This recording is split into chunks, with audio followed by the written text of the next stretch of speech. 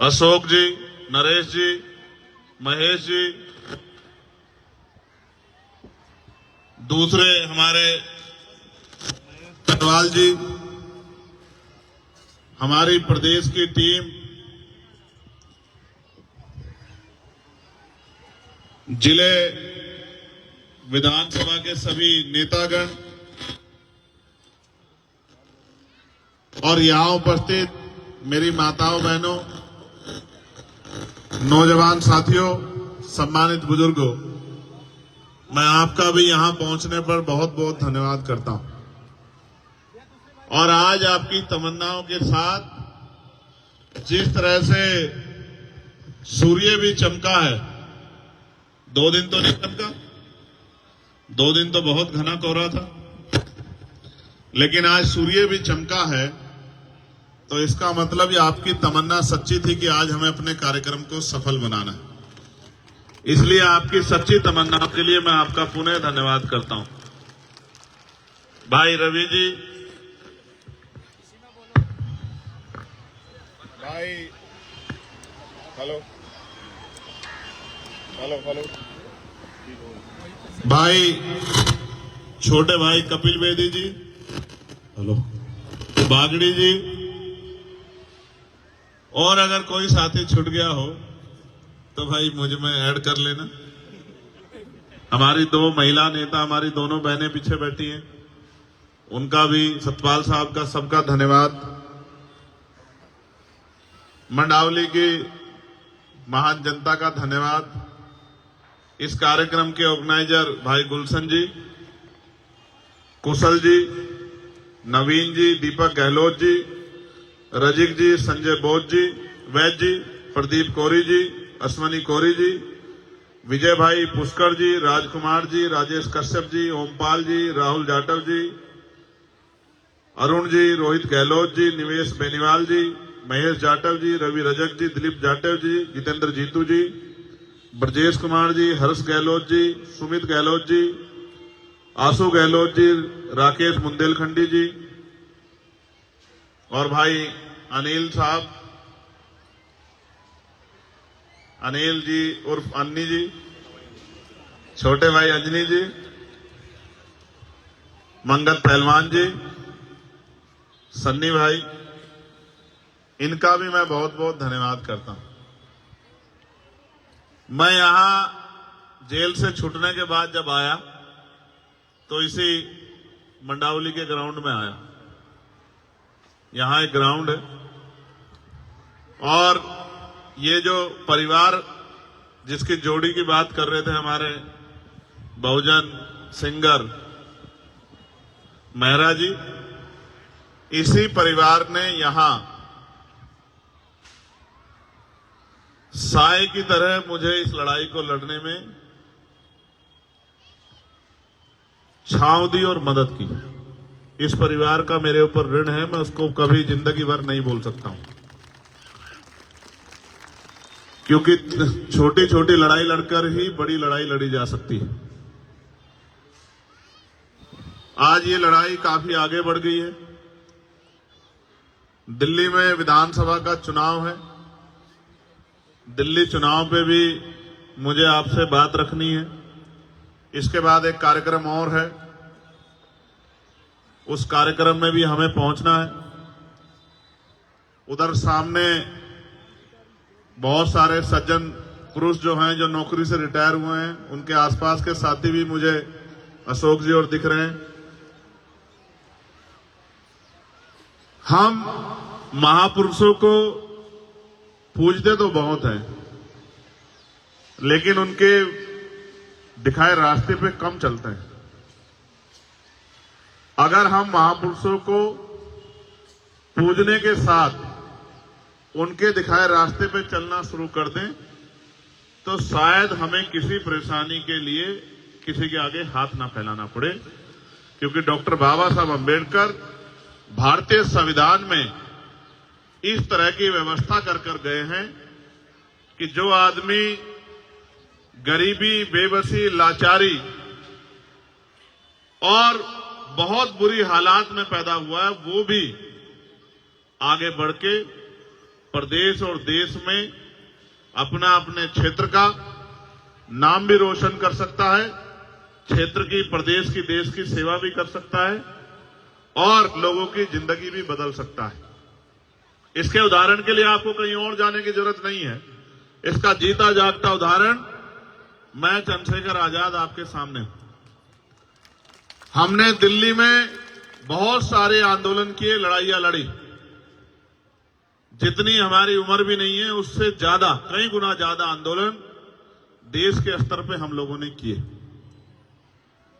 और आंदोलन सिर्फ जनता की भलाई के लिए, अपने व्यक्तिगत किसी भले के लिए शायद कोई आंदोलन ना किया। ये संघर्ष का एक पहलू है। लेकिन जैसे मैंने कहा कि उदाहरण के तौर पे आप मुझे देख सकते हैं, तो उसका उदाहरण ये है कि 1 साल पहले हम लोग सड़कों पर थे।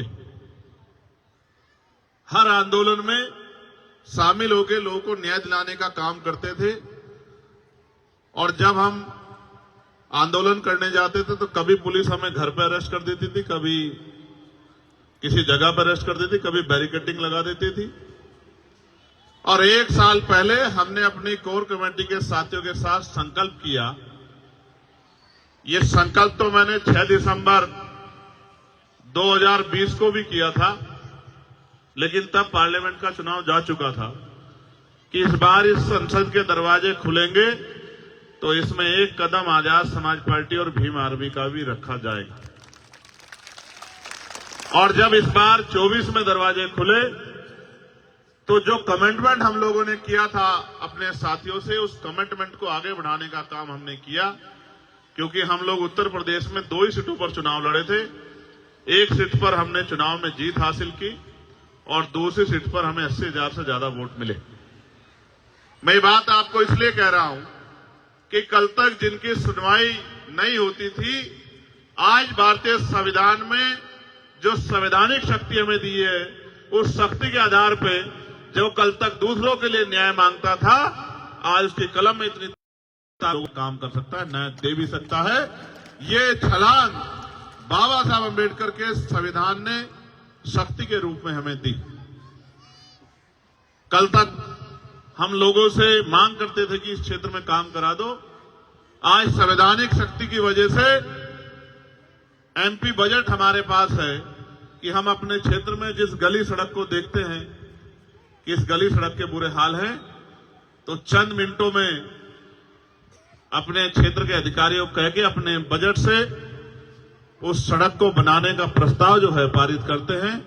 और 1-1.5 महीने के अंदर वो सड़क, जहां गारा, मिट्टी, कीचड़, गंदगी परेशानियां होती है, वो इस तरह की बनकर खड़ी हो जाती है कि उस सड़क पर चलते हुए आदमी, जूते भी ना हो तो नंगे पैर चलते हुए अपने आप को अच्छा महसूस करता है कि हमारी सड़क अच्छी है।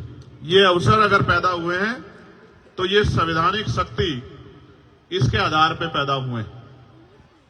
जैसे पढ़ लिखकर हम लोग, अगर हमारे दादा परदादा गांव में खेती किसानी, मजदूरी, सफाई का काम या और भी कोई काम जिसको कर कर अपना जीवन गुजर बसर करते थे, लेकिन आज इस देश में संविधान की वजह से अवसर है कि एक किसान, मजदूर, गरीब परिवार का बेटा भी पढ़ लिखकर डॉक्टर, इंजीनियर, आईएएस, आईपीएस, वकील, जज बन सकता है। आज अगर झोपड़ियों से निकल के ये महलों तक का सफर तय हुआ है तो ये बाबा साहब अम्बेडकर के 4-4 बच्चों की कुर्बानियां और भारतीय संविधान में जो अधिकार शक्ति हमें मिली है, ये उसी की वजह से संभव हो पाया। लेकिन मैं ये सोचता हूं, एक डॉक्टर, इंजीनियर, आईएएस, आईपीएस बनने के लिए तो कई साल मेहनत करनी पड़ती है, 10-12 घंटे खर्च करने पड़ते हैं। ये तो मेहनत का काम। और लोकतंत्र जब नहीं था, राजतंत्र था, तो राजतंत्र में तो उससे भी कठिन था। उसमें युद्ध होते थे, तलवारें चलती थी, भाले चलते थे, बंदूकें चलती थी, तोपें चलती थी, हजारों हजारों लोग जान जाती थी, धरती रक्त रंजित हो जाती थी, तब जाके राज बदलता था। अब तो बाबा साहब अम्बेडकर के आशीर्वाद से पहले बैलेट का बटन दबा, बैलेट में मोहर लगाकर, और अब ईवीएम का बटन दबाकर आप इस राजकाज को बदल सकते हो। कितना आसान कर दिया। लेकिन जैसे मैंने कहा कि पहले युद्ध करने के लिए तलवार चलानी सीखनी पड़ती थी, भाला चलाना सीखना पड़ता था, बंदूक सीखनी पड़ती थी, बंदूक खरीदनी पड़ती थी, तलवार खरीदनी पड़ती थी, तोप खरीदनी पड़ती थी। अब तो कुछ भी नहीं खरीदना। अब तो बस अपनी उंगली को इतना तैयार करना है कि जिस बटन को दबाकर हमें शक्ति मिलती है उसी बटन को दबाना, बस दूसरा बटन नहीं दबाना। इतना छोटा सा काम। हमारे महान पुरुषों ने तो ये भी कहा कि राजनीति में हिस्सेदारी नहीं करोगे तो उसका सबसे बड़ा नुकसान ये होगा, उसका सबसे बड़ा दंड ये होगा कि अयोग्य लोग आपके ऊपर शासन करेंगे। हमारे लोगों ने इस बात को नहीं समझा। हमारे लोगों ने राजनीतिक शक्ति दूसरे लोगों के हाथ में दे दी और इंतजार करते रहे कि ये हमारी जिंदगी बदलेंगे। इसी का खामियाजा हम लोगों को भुगतना पड़ा। मैं आपसे कहना चाहता हूं, जो बहुत दिन पहले डॉक्टर बाबा साहब अम्बेडकर कह के गए थे कि political power is the master की, राजनीतिक सत्ता वो चाबी है जो आपकी सारी परेशानियों का हल कर सकती है। राजनीतिक सत्ता वो सुनहरी चाबी है जो आपकी सारी परेशानियों का रास्ता खोलकर आपकी जिंदगी को आसान कर सकती है। लेकिन हम लोगों ने इस बात को नहीं समझा और जहां जहां समझा वहां हमारे दुख तकलीफें भी खत्म हुई और हमें ताकत भी मिली। लेकिन नौजवानों में तो भीम आर्मी आजाद समाज पार्टी के साथियों ने संघर्ष करके ये भावना पैदा कर दी है कि वो कोई और बटन नहीं दबाना चाहते, वो अपनी मुक्ति का, अपने लिए शक्ति का बटन, आजाद समाज पार्टी का बटन दबाना चाहते हैं। ये भावना नौजवानों में तो भीम आर्मी आजाद समाज पार्टी के संघर्ष से पैदा हो गई। आज ये देखो, जो बड़ी बड़ी पार्टियां कभी जाती नहीं थी, जिनके पीछे खड़े होकर लोग राजनीति करते थे, हमने पिछले 7-8 साल से संघर्ष करके एक नया ट्रेंड बनाया है कि अगर आज कहीं कोई घटना होती है तो सारी पार्टी भागने का कोशिश करती है कि जाओ जाके दुख तकलीफें दूर करो। मैं कुछ घटनाएं रख देता हूं। हाथरस की घटना हुई, कोई जाने को राजी नहीं था। मैंने और हिमांशु जी ने मोर्चा लिया कि हम लोग हाथरस चलेंगे। हम लोग हाथरस के परिवार से विकट परिस्थितियों में मिलने गए। मोर्चा लगाया गया कि पुलिस को किस तरह से, पुलिस की आंखों से बच के जाना है, और मोर्चा सफल भी हुआ। जब यहां पकड़े गए टोल पर छजारसी के, तो पुलिस के पकड़ने से पहले सरकारी बस में चले गए। सरकारी बस को घेरने से पहले कपिल जी के जरिए मोटरसाइकिल के रास्ते अलीगढ़ चले गए, और अलीगढ़ में जब मुख्य द्वार पे पुलिस खड़ी थी तो दीवारें को टाप के पिछले दरवाजे से अस्पताल चले गए। और फिर जब यहां हमारी बच्ची जो है, हमारे डिमांड पे हमने कहा एम्स ले आओ, एम्स की बजाय सफदरजंग लाई गई, तो सफदरजंग में जब उसके साथ अन्याय हुआ, उसकी जान चली गई और हम लोगों ने मोर्चा लिया, तो हमसे वादा करके पुलिस ने वादा खिलाफी की और हम लोगों को गिरफ्तार कर दिया और उस बच्ची का शव जो है जाके जला दिया। आप देखो, उससे पहले कोई जाता था कि हमारी बस्तियों में? अगर जाता था तो चुनाव के समय जाता था, क्योंकि चुनाव के समय हमारी उंगली में वो शक्ति होती है कि जिसे चाहे कुर्सी पर बिठा दे और जिसे चाहे जमीन पर पटक दे, किसी का भी अहंकार तोड़ दे और किसी भी गरीब को कुर्सी पर बिठा के उसके कलम में ताकत दे दे। ये शक्ति हमारे पास डॉक्टर अंबेडकर के संविधान से हमें वोट के रूप में मिली है। तो जाते तो थे लोग, लेकिन तब जाते थे जब हमारी जरूरत उनको होती थी, जब उनकी जरूरत हमें होती थी तो हमसे मुंह फेर लेते थे। ये ट्रेंड अगर आज बदला है, चाहे संभल का मामला हो, चाहे हाथरस का मामला हो, और चाहे यही मैं नागल की गवाही देता हूं कि जब नागल में 9 साल की हमारी बच्ची पर जुल्म हुआ तो किसी की आंखों में आंसू नहीं आए। सबसे पहले हमारी टीम ने मोर्चा लिया, और जब हमारी टीम ने मोर्चा ले लिया तो यहाँ के मुख्यमंत्री की भी नींद खुली। उन्होंने कहा मैं भी जाऊंगा, और कांग्रेस के एक बड़े नेता ने कहा कि मैं भी जाऊंगा।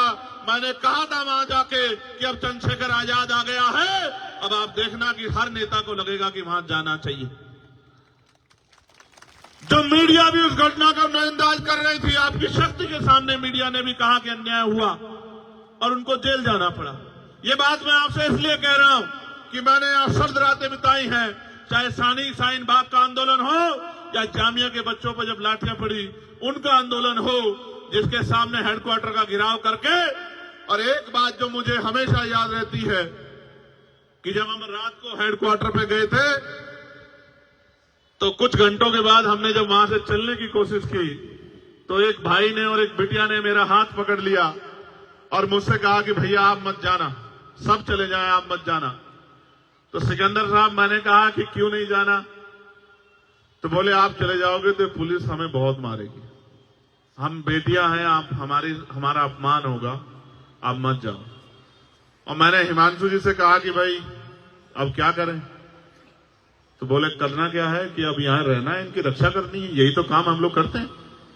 तो फिर हमने गाड़ी मंगाई और गाड़ी के ऊपर हम लोग लेट गए। ठंड का मौसम था, 0 डिग्री टेम्परेचर जा रहा था। तो रात को 3 साढ़े 3 बजे तक उस पर बैठे रहे। 3 साढ़े 3 बजे तक जो है आंदोलन करते रहे और जब तक वो बच्चे नहीं छूटे और पुलिस ने जामिया को नहीं छोड़ा तब तक लड़ते रहे। और जब सब बच्चों को छोड़ दिया जो पकड़े थे, तब उसके बाद आपने वहां से निकलने का काम किया। इसी दिल्ली में गुरु घर का आंदोलन हुआ। इसी दिल्ली में लाखों लोग आए, 96 लोग अरेस्ट हुए, पुलिस ने लाठियां बजाई और 66 दिन तक जेल काटनी पड़ी। और पहली बार ऐसा हुआ 2 अप्रैल 2018 के बाद कि सुप्रीम कोर्ट को अपना फैसला वापस लेना पड़ा और गुरु घर की उस जमीन को खाली करनी पड़ी जिस जमीन को उन्होंने कह दिया था कि जमीन आपको नहीं मिलेगी। उस जमीन का भी आंदोलन लड़ा। वो हमारी गुरु घर की जमीन है, हमारे लिए वो शक्ति स्थल से कम नहीं है। हमने यहां जमा मस्जिद का आंदोलन भी लड़ा। सब लोग कहने लगे कि साहब छोड़ दो, पुलिस गिरफ्तार करेगी। तो मैंने कहा गिरफ्तार करेगी तो कहां ले जाएगी? जेल ही तो ले जाएगी, इसके अलावा कहां ले जाएगी? तो जेल गए। अब जेल गए, लाठियां भी खानी पड़ी। अब पुलिस सरकार की होती है। अभी केंद्र में हम लोग नहीं है, यहाँ की पुलिस केंद्र सरकार के अधीन है। जिस दिन हम लोग केंद्र में होंगे तो वो बेचारे हमारे हिसाब से काम करेंगे। तो बहुत नुकसान उठाना पड़ा, जेलें काटनी पड़ी निर्दोष होते हुए। पुलिस से कोर्ट ने पूछा कि बताओ चंद्रशेखर का अपराध क्या है? वो तो वकील आदमी है। तो उन्होंने कहा साहब इन्होंने भड़काऊ भाषण दिया। कि भड़काऊ भाषण क्या था, दिखाओ। अब क्या कहा था? कुछ नहीं, मैंने वहां कहा कि प्रस्तावना संविधान की पढ़ रहे हैं कि ये संवैधानिक देश है और इसमें सभी के बराबर के अधिकार हैं, संविधान की प्रस्तावना ये कहती है। तो उन्होंने कहा साहब भड़काऊ भाषण कहा, सुनाओ। तो सुनाने कुछ था नहीं। कहा साहब रिकॉर्ड नहीं कर पाए। बोले ये दिल्ली की पुलिस है, देश की राजधानी की इतनी हाईटेक पुलिस, ये रिकॉर्ड नहीं कर पाई तो कौन रिकॉर्ड कर पाएगा? तो मैं ये बात आपको इसलिए बता रहा हूं कि जब तक हम पे शक्ति नहीं होगी तब तक हमें दूसरे की तरफ आंख उठा के देखना पड़ेगा, इंतजार करना पड़ेगा और हाथ फैलाना पड़ेगा। और वही मिलेगा जो मिलता आया है। और मिलने वाले की बात जान लो कि जब आप किसी की तरफ हाथ फैलाते हो तो वो नहीं देता जो आपको चाहिए, वो देता है जो उसकी जेब में होता है और जिसको वो आपको देना चाहता है। और मेरे शब्दों में तो सुनो, वो झूठन देता है आपको। आपकी इच्छा होती है 1 रुपए की तो वो 5 पैसे देता है, 10 पैसे देता है। आपकी भावनाओं का सम्मान नहीं रखता। लेकिन जब बाबा साहब अम्बेडकर संविधान में हमें वोट का अधिकार देके गए हैं और इस वोट की शक्ति के आधार पे राजा महाराजा बड़े नेता जिन्होंने हमारी बस्तियां नहीं देखी, जिन्होंने हमारी परेशानियां नहीं देखी, हमारे घर नहीं देखे, हमारी तकलीफें नहीं देखी, हमारा भूखा पेट नहीं देखा, हमें गटर में उतरते नहीं देखा, हमें मार खाते नहीं देखा, हमें गटर में मरते नहीं देखा, 7,000, 12,000, 11,000 पे अपने बच्चों को पालते नहीं देखा, जिन्होंने हमें हमारी रोटियों को देखा, जिन्हें आज भी हमसे गैर बराबरी का एहसास होता है, वो भी हमारे बीच में आते हैं, हमारी माओ के पैर छूते हैं, हमारी बहनों का हाथ पकड़ के कहते हैं कि आप मेरी बहन हो, हमारे घरों में आते हैं, हमारे बीच में बैठ के खाना खाते हैं, हमारे गिलास में पानी पीते हैं। कभी कभी गिलास अपना ले आते हैं लेकिन पानी पीते हैं, बर्तन अपने लिए आते हैं, खाना अपना ले आते हैं, हमारे बीच में बैठ के खाते हैं। ये साबित करने की कोशिश करते हैं कि हम आपके हितैषी हैं। लेकिन जब आप पे जुल्म होता है, जब आपके अधिकार छीनते हैं, जब आप कहते हो कि ठेका नहीं होना चाहिए, संविदा नहीं होनी चाहिए, पक्की नौकरी होनी चाहिए जो संविधान कहता है, समान काम समान वेतन होना चाहिए, तो तब वो सब लोग घर भाग जाते हैं। मैं घटना और बताता हूं। कोरोना काल में मुख्यमंत्री जी ने घोषणा की कि हर कोरोना वॉरियर को 1 करोड़ रुपए मिलेगा। क्यों भाई, यही थी ना घोषणा। एक हमारा सफाई कर्मचारी भाई जिसका जीवन खत्म हो गया, उसके परिवार के पास हम गए, हमने कहा भाई मोर्चा निकलेगा। अब मोर्चे से बड़ी डरती है सरकार, मोर्चा निकलेगा, घोषणा हुई तो सरकार के लोगों ने बुला लिया। हमने उसको वादा किया कि एक नौकरी दिलाएंगे और 1 करोड़ रुपया दिलाएंगे जो आपका अधिकार बैठता है। सरकार ने उनको नौकरी दे दी चुपचाप और 10 लाख रुपए दे दिए और उससे कहा कि चुप हो जाओ, घर में जाके बैठ जाओ। हमने इनसे कहा कि मोर्चा निकालेंगे चलो, तो बोले वो तो लड़ ही नहीं रहे। तो मैंने कहा क्यों नहीं लड़ रहे हैं? उन्होंने बताया कि ऐसा ऐसा हो गया। तो मैंने कहा बताओ कि अपना 90 लाख रुपया खो दिया उसने। बोले ये मिल गया, ये भी बहुत है, आपके जाने से ये मिल गया। यही दिल्ली में नए साल पे एक बेटी को घसीटा गया था, आपको याद होगा, 10-11 किलोमीटर बवाना में उसके परिवार के साथ जाके उसके ऊपर हुए जुल्म की लड़ाई हम लोगों ने लड़ने का काम किया। तो हमने कोशिश की आपकी आवाज बनने की। अब आप कोशिश करो हमें ताकत देने की। अगर आपने ये कोशिश कर ली, भाई सेंसर वहां खड़े हैं, मैं जिम्मेदारी से कह रहा हूं, अगर आपने ये कोशिश कर ली और अगर आपने एक मौका बड़े पैमाने पे नहीं छोटे पैमाने पे भी आजाद समाज पार्टी को दे दिया, भीम आर्मी को दे दिया, तो आप याद रखना, जब मैं अपने यहाँ चुनाव लड़ रहा था मुझसे कहते थे क्या करेगा अकेला चंद्रशेखर, तो मैंने कहा था कि डॉक्टर अंबेडकर भी अकेले थे, मान्यवर काशीराम साहब भी अकेले थे और चंद्रशेखर भी अकेला। एक मौका मिलने दे तो बताऊंगा पार्लियामेंट में, अगर इस नीले पटके वाले ने अपनी अलग पहचान ना बनाई तब आप कहना। और आज आप देखो कि पार्लियामेंट जब चलती है, मैं आसिया गया, इटली गया, मैंने एक संकल्प किया था पूरा करने का। हमारे धर्मगुरु हैं संत रामानंद जी महाराज जो शहीद हो गए थे, उनकी उस धरती पे जाके नमन करने का मैंने संकल्प लिया था। मैं वहां गया, वहां की बहनों माओं से मिला, सोच रहा था क्या जानती होंगी मुझे, तो बोलती है कि भाई हम अपने फोन में सनसेट टीवी देखती रहती हैं कि कब हमारा भाई पार्लियामेंट में हमारे लिए बोलेगा। आप ये बताओ, आप भी सुनते होंगे और बहुत सारे लोग तो ये कहते हैं कि हमने पार्लियामेंट टीवी को इसीलिए यूट्यूब पे सब्सक्राइब किया है कि हमारा भाई वहां बोलता है हम उसको सुनते हैं। आप ये देखो, भोजन माता, आशा, आंगनबाड़ी, सफाई कर्मचारी, ठेके पे कर्मचारी, सरकारी कर्मचारी, दिल्ली सिविल डिफेंस वाले, कोई ऐसा पुलिस के लोग, दिल्ली पुलिस हो चाहे देश की पुलिस हो, उनके मॉडर्नाइजेशन की बात, होमगार्ड की, ग्राम के चौकीदार की, सब लोगों की बात, नौजवानों की बात, रोजगार की बात, महंगाई पे मार की बात जो जनता पे पड़ रही है, सारी आवाज हमने पार्लियामेंट में उठाने का काम किया। और आज ये हालत है कि कल तक कोई जो जय भीम नहीं बोलता था, अब मैं पार्लियामेंट में जाता हूं तो ऐसा लगता है सारे जय भीम वाले हो गए, इधर वाले भी और इधर वाले भी। एक दिन तो मैं गया, अभी एक विवाद हुआ तो मैं गया तो वहां के कर्मचारी आए मेरे पास, मैं अंदर बैठा कुछ लिख रहा था, बोले आज तो आपकी पार्टी के बहुत सारे सांसद आए हैं। तो मैंने कहा कि यार अभी तो चुनाव भी नहीं हुआ, सांसद कहां से बन गए बहुत सारे? तो बोले बहुत सारे लोग नीला पटका पहन के घूम रहे हैं। तो मैंने कहा नीला पटका पहन के तो बहुत लोग आएंगे, जय भीम का नारा भी बहुत लोग लगाएंगे, लेकिन जब आपको जरूरत होगी और आपकी तरफ आंख उठेगी और आपके अधिकारों पे हमला होगा तो सिर्फ भीम आर्मी और आजाद समाज पार्टी आएगा। वही असली नीले वाला है, वही असली नीले को आगे बढ़ाने वाला है। तो मैं बस आपसे कहना चाहता हूं, अब तक आपने सबको मौका दिया, सबका हाथ पकड़ा, सबको आगे बढ़ाया, सबकी आवाज आप बने, सब पे भरोसा किया। एक मौका आपको हमारे इन काम करने वाले साथियों को भी देना चाहिए। और अगर आपने एक मौका इनको दे दिया, मैं आपको लिख के देता हूं कि ना फिर आपको किसी और झंडे की जरूरत पड़ेगी, ना डंडे की जरूरत पड़ेगी, ना नेता की जरूरत पड़ेगी, क्योंकि नेता मां के पेट से जन्म नहीं लेते, नेता संघर्ष से पैदा होते हैं। और भीम आर्मी ने संघर्ष करके नेता तैयार किए हैं, जिनको कल तक नकारा जाता था, आज उनको बड़े बड़े नेता फोन करके कहते हैं कि हम पे अपना आशीर्वाद बना के रखना।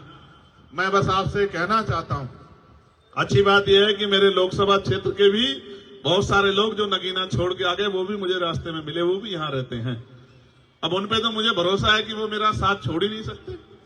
मैं यहां से नगीना के साथियों का भी धन्यवाद देता हूं और मैं आपसे ये भी कहना चाहता हूं बहुत जिम्मेदारी के साथ कि सड़कों की लड़ाई हम लड़ते रहेंगे इसका उदाहरण यह है कि 1 तारीख को हम भीमा कोरेगांव गए, 2 तारीख को परभनी में जो हिंसा हुई उन हिंसा के परिवारों से मिले, 3 तारीख को बागपत में जो जुल्म हुआ, जिस बच्चे ने पार्लियामेंट के सामने आके सुसाइड कर लिया क्योंकि उसको न्याय नहीं मिल रहा था, वहां की भाजपा सरकार कहती है हम सबके साथ सबके विकास की बात करते हैं, लेकिन जब हमारे लोगों पे जुल्म होता है तो विकास भी गायब हो जाता है और सबका साथ भी खत्म हो जाता है। उनको न्याय नहीं मिलता। 3-3 साल पार्लियामेंट के सामने आके उस बच्चे ने आपको आग लगा ली और 70% जल गया और अस्पताल में उसने दम तोड़ दिया। आखिरी लाइन उसकी ये थी कि मेरा भाई मुझको न्याय दिलाएगा। तकलीफ होती है, दर्द होता है कि उतनी शक्ति नहीं है, लेकिन मैं आपसे कह रहा हूं, अभी मैं परभनी गया, वहां सोमनाथ सूर्यवंशी की पीट पीट के पुलिस ने हत्या कर दी और उसके गम में हमारे एक नेता, वो गाड़े साहब उस दुनिया में नहीं रहे, महिलाओं को पीटा, नौजवानों को पीटा, बहनों को पीटा, घर में घुस के बच्चों को पीटा सरकार के इशारे पे। तो हमने कहा 17 से मोर्चा निकलेगा। आप शक्ति देखो किसे कहते हैं। मैंने कहा 17 से पैदल मोर्चा निकलेगा परभनी से और मुंबई मंत्रालय तक। तो कल चीफ मिनिस्टर के यहां से फोन पहुंच गया कि 6 तारीख को, मैं झूठ नहीं बोलता, आप पता करा लेना, 6 तारीख को दोनों परिवारों को मुख्यमंत्री ने बुलाया है कि मुख्यमंत्री जिनसे मिलना चाहते। इतनी शक्ति का निर्माण आज आपने पूरे भारत में कर लिया है कि आपकी एक आवाज पे सरकारों को सोचना पड़ता है। आप ये सोचो, ये तो तब है जब अभी संवैधानिक शक्ति उस पैमाने पे नहीं है। आप ये सोचो जिस दिन संवैधानिक शक्ति होगी। और उत्तर प्रदेश में तो मैं चैलेंज करके कहता हूं, जिस तरह की मेहनत उत्तर प्रदेश के साथी कर रहे हैं, 27 के चुनाव में हम वहां की सत्ता आपके चरणों में लाकर रख देंगे। इस बात का भी मैं आपको विश्वास दिलाता हूं। लेकिन मैं आपसे कहना चाहता हूं कि आपका आशीर्वाद भी हमें मिलना चाहिए। मिलना चाहिए, नहीं मिलना चाहिए? देख लो, मदद करोगे नहीं करोगे? नहीं, दोनों हाथ उठा के बताओ। नहीं, दोनों हाथ से बात नहीं बढ़ेगी। अपनी अपनी जगह पे खड़े होके बताओ, मदद करोगे नहीं करोगे? अच्छा, 1 मिनट बैठ जाओ। आखिरी बात बता देता हूं, ये मेरे कान में इन्होंने कुछ कहा। अब देखो, मीडिया के साथी भी यहां खड़े रिकॉर्ड कर लेना। जितनी योजनाएं सारी सरकारें चला रही हैं, दोबारा कह रहा हूं, फ्री बिजली, फ्री पानी, फ्री ये और भी कुछ टैक्सेस, उनकी सारी योजनाएं, और उन योजनाओं पे भी प्लस करके, मैं किसी की योजना ना गिनाता, मैं संवैधानिक शक्ति को समझता हूं। ये जो बजट है ना, जो आपके ऊपर लग रहा है, ये बजट आप ही की जेब से गया टैक्स के रूप में। आपका पैसा आपके ऊपर लगाना कोई बहुत बड़ा काम नहीं। अब तो चुनाव आएगा तो बहुत लोगों की पोल खोलने का काम करेंगे। एमसीडी वाले क्या कर रहे हैं, दिल्ली सरकार वाले क्या कर रहे हैं, बहुत लोगों की बात बताएंगे आपको।